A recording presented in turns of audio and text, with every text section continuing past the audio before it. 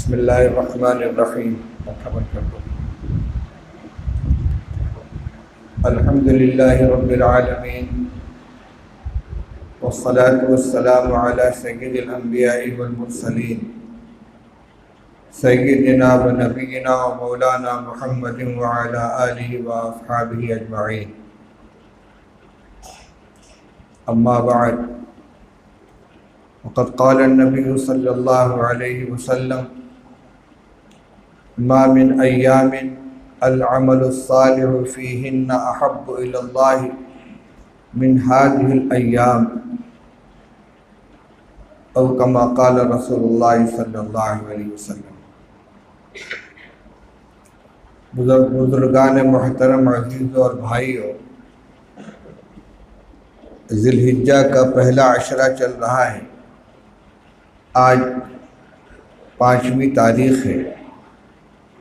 इस अशरे से मुताल्लिक़ कई अहकाम और ख़ुसूसियात हैं जिनको मुख्तसरन आपके सामने अर्ज़ किया जा रहा है। ज़िलहिज्जा इस्लामी कैलेंडर का आखिरी महीना है। इसमें इस्लाम की चौथी अहम इबादत हज की अदायगी होती है। इसमें इस्लाम का एक अहम शिआर यानी ईद-उल अज़हा और उसकी क़ुरबानी का अमल अंजाम दिया जाता है। इसमें तकबीरात तशरीक़ पढ़ी जाती हैं। इसके अलावा इस अशरे के अंदर तमाम नेक आमाल की ख़ास फजीलत आई है। अभी जो रवायत मैंने आपके सामने पढ़ी है, हज़रत नबी अकरम सल्लल्लाहु ताला अलैहि वसल्लम ने इरशाद फरमाया, मा मिन अय्यामिन अल-अमलु स्सालिहु फ़ीहिन्ना अहब्बु इलल्लाहि मिन हाज़िहिल अय्यामिल अशरा। कोई दिन ऐसा नहीं है जिसमें किया जाने वाला नेक अमल अल्लाह ताला के नज़दीक इन 10 दिनों में किए जाने वाले नेक अमाल से ज़्यादा महबूब है। यानी पहली ज़िलहिज्जा से लेकर 10 ज़िलहिज्जा तक जो अशरा है, इसमें जो भी नेक अमल किया जाए अल्लाह के नज़दीक वो इतना महबूब है, इतना पसंद है कि किसी दूसरे दिन में किया जाने वाला अमल उससे बढ़कर नहीं है। बराबर तो हो सकता है लेकिन इससे बढ़कर नहीं है। इसी वजह से उलमा के दरमियान ये इल्मी बहस होने लगी कि रमज़ान मुबारक के आखिरी अशरे की ज़्यादा अहमियत है या ज़िलहिज्जा के पहले अशरे की ज़्यादा अहमियत है। मुल्ला अली क़ारी रहमतुल्लाह अलैह ने मिरकात शरह मिशकात में दोनों को जमा करने की कोशिश की है। फरमाते हैं कि रात के एतबार से रमज़ान मुबारक के आखिरी अशरा की ज़्यादा अहमियत है क्योंकि उसमें शब क़द्र है, और दिन के एतबार से ये अशरे ज़िलहिज्जा की ज़्यादा अहमियत है। तो बहरहाल इसमें तमाम नेक आमाल के बारे में तरगीब दी गई है। यानी सिर्फ़ क़ुरबानी नहीं बल्कि कोई भी नेक अमल किया जाए इन 10 दिनों में, सदका खैरात है, ईसाल कुरान पाक की तिलावत है, ज़िक्र तस्बीह है, खिदमत खल्क़ की लाइन का कोई काम है, कोई भी नेक अमल हो जिसको अमल सालिह कहा जाता है, इन दिनों में किया जाएगा तो अल्लाह को बहुत ज़्यादा महबूब है। मिन जुमला उनके रमज़ान मुबारक के पहले अशरे का रोज़ा है। पहली ज़िलहिज्जा से लेकर 9वीं ज़िलहिज्जा तक यानी यौम अरफा तक हर दिन का रोज़ा ख़ास फजीलत का हामिल है, और इसमें आखिरी दिन यानी 9वीं ज़िलहिज्जा जिसको यौम अरफा कहते हैं उसकी बहुत ज़्यादा फजीलत है। लेकिन ये हाजी के अलावा बाकी मुसलमानों के लिए है, क्योंकि हाजी यौम अरफा के अंदर अरफात में मुकीम होता है, उसके ज़िम्मे बहुत सा अमल होता है, और ख़ुद रसूलुल्लाह सल्लल्लाहु अलैहि वसल्लम ने हज्जतुल वदा के मौके पर मैदान अरफात में रोज़ा नहीं रखा था। उस इत्तिबा का भी तकाज़ा यही है कि हाजी यौम अरफा का रोज़ा न रखे, बाकी पूरी उम्मत के लिए 9वीं जिल्हिज्जा का रोज़ा तमाम नफली रोज़ों के अंदर सबसे ज़्यादा अहमियत का हामिल है, जिसे अल्लाह तौफीक अता फरमाए। इन पहली से लेकर 9 तक न हो सके तो इनमें जितने अय्याम की गुंजाइश हो, हिम्मत हो, और ये भी न हो सके तो कम से कम 9वीं जिल्हिज्जा का ज़रूर रोज़ा रख लेना चाहिए। एक अमल तो ये है रोज़ा का, यह पहली से लेकर 9वीं तक है। और दूसरी चीज़ है पूरे अशरे जिल्हिज्जा के अंदर किए जाने वाले नेक आमाल, यह पहली जिल्हिज्जा से लेकर 10वीं जिल्हिज्जा तक है। तीसरा अमल है कुर्बानी का, यह 10, 11, 12 3 दिन है।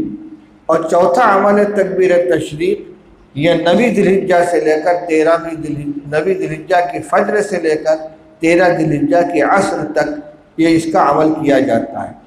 तो गोया ये पहली तारीख से लेकर 13 तारीख तक 4 तरह का अमल हुआ। नफली रोज़ा पहली तारीख से लेकर 9 तक, हर तरह के नेक अमल पहली तारीख से लेकर 10वीं तक, कुर्बानी 10, 11 और 12 को, और तकबीर तशरीक 9, 10, 11, 12, 13 तक। ये तमाम के तमाम अहकाम इसी अशरे से मुताल्लिक़ हैं।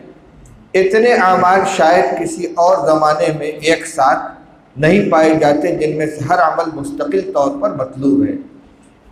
और ये मुसलमानों के लिए उनका आखिरी महीना भी है, इस पे के साल का इख्तिताम भी होता है।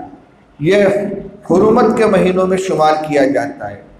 कुरान पाक में 4 महीनों को अशूर हराम, यानी वो महीने की जिनकी ख़ास हुर्मत है, ख़ास उनका एहतराम शरीयत के अंदर मतलूब है, उसमें एक महीना जिल्हिज्जा का महीना है। कई एतबार से इसकी अहमियत है।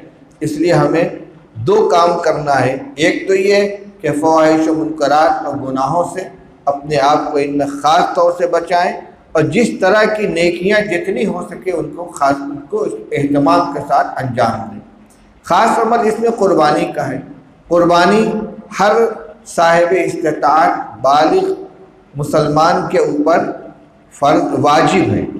और यहाँ साहिब इस्तिताअत से मुराद क्या है?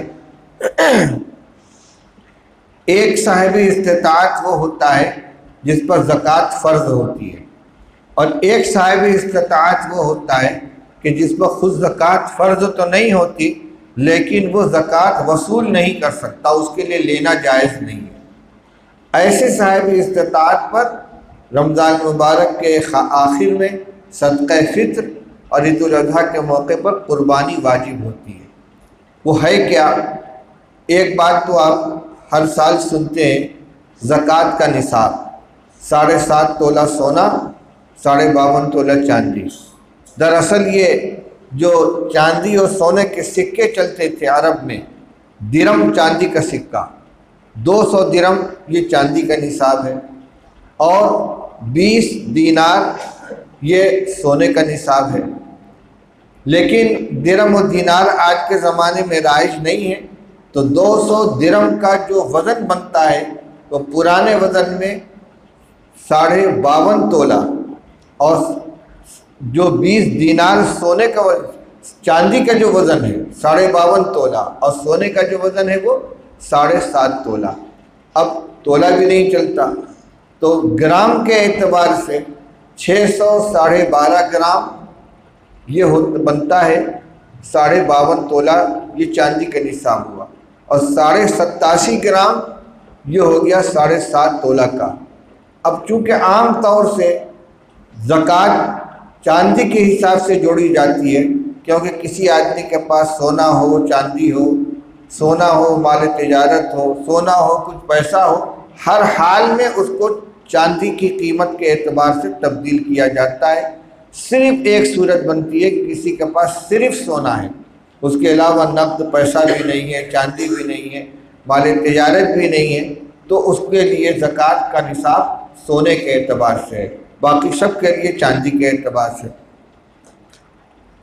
ज़कात के बाब में इतनी मालियत के लिए माल नामी होना चाहिए। माल नामी किसको कहते हैं? जो चीज़ जिसमें बढ़ोतरी की सलाहियत है। जिसमें 3 चीज़ें आती हैं, सोना चांदी नकदैन कहलाती है, रुपया पैसा उसी के कायम मकाम है, और माली तिजारत वो चीज़ जो तिजारत में जिसकी तिजारत की जाती है या जो चीज़ तिजारत की नीयत से ख़रीद कर रखी गई है, तैयार की गई, जिसको माली तिजारत कहते हैं। इनकी मालियत अगर इतनी हो जाती है तो साल गुजरने पर उस पर ज़कात फ़र्ज़ होती है। लेकिन सदक़े फ़ित्र वाजिब होने के लिए और कुर्बानी वाजिब होने के लिए इससे भी नीचे उतर जाएंगे। वो क्या? माल नामी की भी क़ैद नहीं है कि सोना चांदी रुपया पैसा माली तिजारत इतनी मालियत का हो, बल्कि इंसान के रोज़मर्रा की ज़रूरियात से फाजिल जो चीज़ें हैं जिन पर उसके गुज़र बसर का मदार नहीं है, अगर इनकी कीमत भी इतनी मालियत की हो जाती है, 52.5 तोला चांदी यानी 612 ग्राम चांदी के बराबर, तो उस पर कुर्बानी वाजिब हो जाएगी। और ज़रूरियात रोज़मर्रा से फाजिल क्या चीज़ें हैं? बहिश्ती ज़ेवर में मौलाना अशरफ अली साहब थानवी रहमतुल्लाह अलैह ने उसकी मिसालें दी हैं। जैसे बड़े बड़े तांबे पीतल के बर्तन घरों के अंदर 10 सेर 20 सेर का पतीला रखा हुआ है, शादी ब्याह में कभी ज़रूरत पड़ गई, साल 2 साल में इस्तेमाल में नहीं आता। इसी तरह वो कीमती जोड़ा सोने चांदी के तार का बुना हुआ कपड़ा, जिसको जोड़ा कहते हैं, जो शायद ज़िंदगी में 1-2 बार पहनने की नौबत आती है, घर में रखा हुआ है, उसकी जो कीमत बनेगी, यानी उसके अंदर जो सोना चांदी की कीमत बनेगी जिसकी ज़कात निकाली जाती है, वो देखा जाएगा। ऐसे ही अगर किसी शख्स के पास अपना रिहाइश का मकान है, उसके अलावा उसने कोई ज़मीन लेकर छोड़ दी है, बाल बच्चों के काम आएगी, प्लाट पड़ा हुआ है, बेचने की नीयत से नहीं लिया है, बेचने की नीयत से लेगा तब तो उसकी ज़कात निकालनी पड़ेगी, लेकिन फाजिल है, फ़िलहाल रिहाइश की ज़रूरत उसकी पूरी हो रही है, उससे फाजिल है, तो वो ज़रूरियात रोज़मर्रा से फाजिल है। तो ऐसी चीज़ों को अगर देखा जाए तो एक मुतवस्सित ज़िंदगी गुजारने वाला इंसान आम तौर पर वो इस ज़ुमरे में आ जाता है कि जिसके ऊपर कुर्बानी वाजिब हो जाती है और सदक़े फ़ित्र भी वाजिब हो जाता है। इसलिए अगर अल्लाह ताला ने इंतहाई गुर्बत में नहीं रखा है और हम रोज़मर्रा की अपनी ज़रूरतें पूरी कर रहे हैं तो कुर्बानी कर लेनी चाहिए। और अगर मसले ही का ततब्बुर और उसकी तहकीक मकसूद हो तो अपनी सूरत हाल बतला कर किसी आलिम से मालूम कर लें कि हमारे ऊपर कुर्बानी वाजिब होती है या नहीं। अलबत्ता कुर्बानी वाजिब होगी उसी पर कि जो इतनी मालियत का मालिक हो जो रोज़मर्रा की ज़रूरियात से फाजिल हो। औरत के पास अगर अपना जेवर है तो उसको कुर्बानी वाजिब हो जाएगी, लेकिन जेवर नहीं है तो उसको कुर्बानी वाजिब नहीं है, क्योंकि उसके पास न आम तौर पर इतना रुपया भी नहीं रहता, न उसकी मिल्कियत में फाजिल चीज़ें रहती हैं। इसी तरह घर के अंदर जो औलाद हैं, अगर कारोबार का रुपया पैसा का मालिक सिर्फ बाप है, बेटों की मिल्कियत में कोई दखल नहीं है, तो कुर्बानी सिर्फ बाप पर वाजिब है। लेकिन मैं हर साल याद कर दिया करता हूँ कि हमारे यहाँ की जो मुआशरत है इसमें इस सिलसिले में हम लोग बड़ी गफलत बरतते हैं। बाप उम्र के एतबार से आगे बढ़ता रहता है, बेटे आहिस्ता आहिस्ता कारोबार संभाल लेते हैं, वो मालिकाना हैसियत से सारा तसर्रुफ़ करते हैं, अमल करते हैं, खर्च करते हैं। अगर कोई मामला ऐसा फंस जाए कि बाप के ऊपर असर पड़े तो कह देता है कि भाई बच्चे ही सब करते हैं, मेरे हाथ में तो कुछ है नहीं। और अगर इसका मामला बरक्स हो जाए तो फिर ये होगा कि सब कुछ मेरा है, तुम्हारा क्या है। इसकी सफाई नहीं की जाती। मैं ये कहना चाहता हूँ कि जिस तरह रोज़मर्रा के मामलात में इसकी तहकीक किए बगैर के मालिक कौन है, औलाद सब कुछ खर्च करती है, उनके ऊपर खर्च किया जाता है, लिबास में, सवारी में, रिहाइश में, त्योहारों में, इसकी तहकीक नहीं की जाती कि असल मालिक कौन है। तो जब ये वक्त आ जाए कुर्बानी का तो जितने बालिग हैं, जो बाहैसियत हैं, काम में लगे हुए हैं, उनकी तरफ से कुर्बानी होनी चाहिए। बहू का मसला ये है कि घर में आने वाली बहू अगर जेवरात रखती है तो उस पर भी कुर्बानी वाजिब होगी। और नहीं तो अगर मुतवस्सित घराना है और सबकी कुर्बानी हो रही है तो जो बहू घर में आ गई उसकी भी कुर्बानी होनी चाहिए।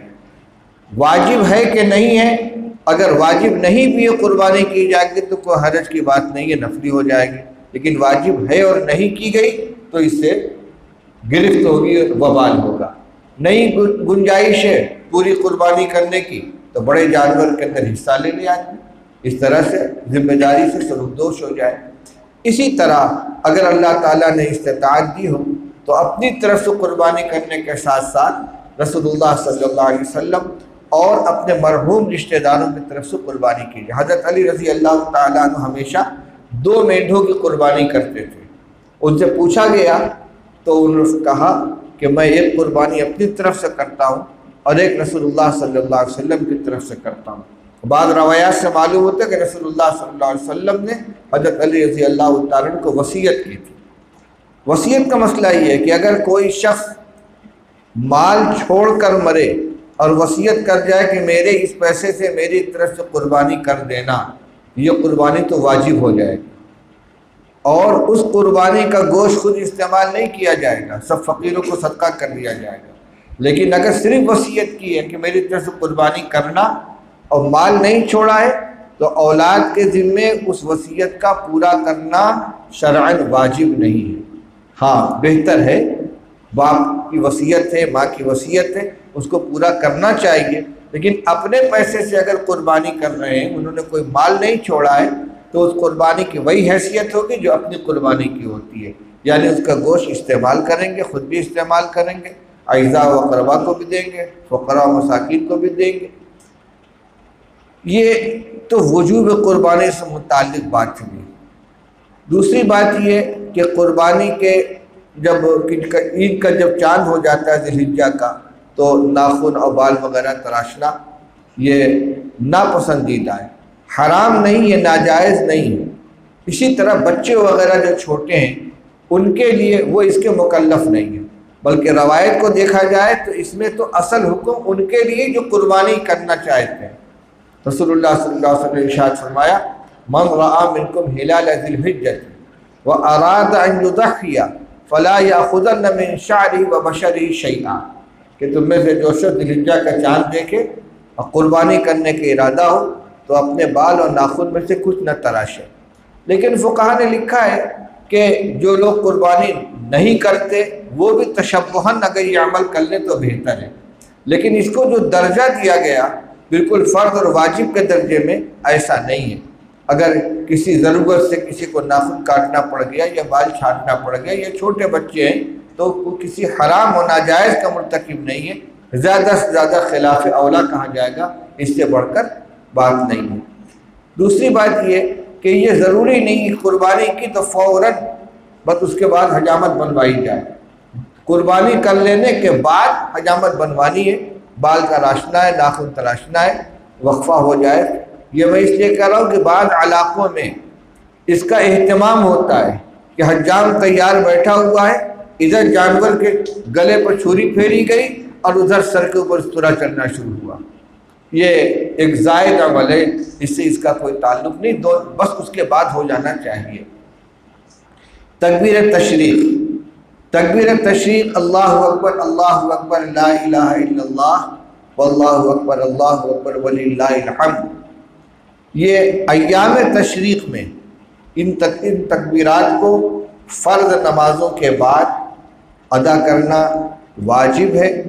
9 ज़िलहिज्जा की फ़ज्र से लेकर 13 ज़िलहिज्जा की असर तक हर फ़र्ज़ नमाज के बाद एक मरतबा तकबीर तशरीक़ पढ़ना वाजिब है। मर्द कदर बुलंद आवाज़ से पढ़ेंगे और औरतें आहिस्ता पढ़ेंगी। इसमें जमात से नमाज पढ़ी जा रही हो, तन्हा पढ़ी जा रही हो, मस्जिद में हो, घर में हो, हत्ता कि अगर किसी की रकात छूट गई है, मसबूक है, तो अपनी नमाज पूरी करने के बाद वो तकबीर तशरीक़ पढ़ेगा। और ये जमात से नहीं है, ये हर फर्द का अपना अमल है। लिहाजा इसका इंतज़ार नहीं करना कि इमाम साहब तकबीर शुरू करेंगे तो मुक्तदी तकबीर कहेंगे। कभी ऐसा भी होता है कि इमाम साहब की तकबीर बाद में शुरू होती है, मुक्तदी की तकबीर पहले होती है। कोई हरज की बात, ये अपना अपना इनफरादी अमल है, सबको कहना है। ख़वातीन आम तौर से वाकिफ़ नहीं होती, तो ये मर्दों की ज़िम्मेदारी है कि उनको 8 ज़िलहिज्जा की शाम को बता दिया जाए कि कल से 13 तारीख़ तक फ़ज्र की नमाज से फारिग, हर नमाज से, कल की फ़ज्र से लेकर 13 तारीख़ के असर तक हर फ़र्द नमाज का सलाम फेरने के बाद एक मरतबा अल्लाहु अकबर ला इलाहा इल्लल्लाह वल्लाहु अकबर वलिल्लाहिल हम्द कहना वाजिब है। हमारे मुआशरे में ये तकबीर सिर्फ नमाज के बाद कही जाती है, लेकिन ये अय्याम तकबीर हैं। अरबों में आज भी रिवाज है और सहाबा रज़ी अल्लाह ताला अन्हुम के दौर में भी ये अमल था कि पूरे दिन इन अय्याम में वो तकबीर पढ़ते रहते थे, आहिस्ता आहिस्ता इस तकबीर का विर्द करते रहते थे। तो ये तकबीर हमें ज़्यादा से ज़्यादा पढ़नी चाहिए और ईदगाह जाते वक्त रास्ते में भी इस तकबीर को पढ़ना है, ईदगाह पहुंचकर वहाँ भी तकबीर पढ़ते रहना है। जब नमाज शुरू हो जाएगी उसके बाद ख़त्म हो जाएगी, लेकिन हर जगह आवाज़ बुलंद करके तकबीर नहीं पढ़नी है, पस्त आवाज़ के साथ इस तकबीर को दोहराते रहें। ये चंद बातें थीं जो ज़िलहिज्जा से मुताल्लिक़ थी, और मैंने बताया कि 4 अमल अलग अलग हैं, उनके औकात अलग अलग हैं। नफली रोज़ा पहली ज़िलहिज्जा से लेकर 9वीं ज़िलहिज्जा तक, कुर्बानी 10, 11, 12, तकबीर तशरीक़ 9, 10, 11, 12, 13 के असर तक, और हर तरह का नेक अमल अशर ज़िलहिज्जा का पहली ज़िलहिज्जा से लेकर 10वीं ज़िलहिज्जा तक। अल्लाह ताला हम सबको नेक अमाल की तौफ़ीक़ नसीब फरमाए। व आखिर दावाना अल्हम्दुलिल्लाहि रब्बिल आलमीन।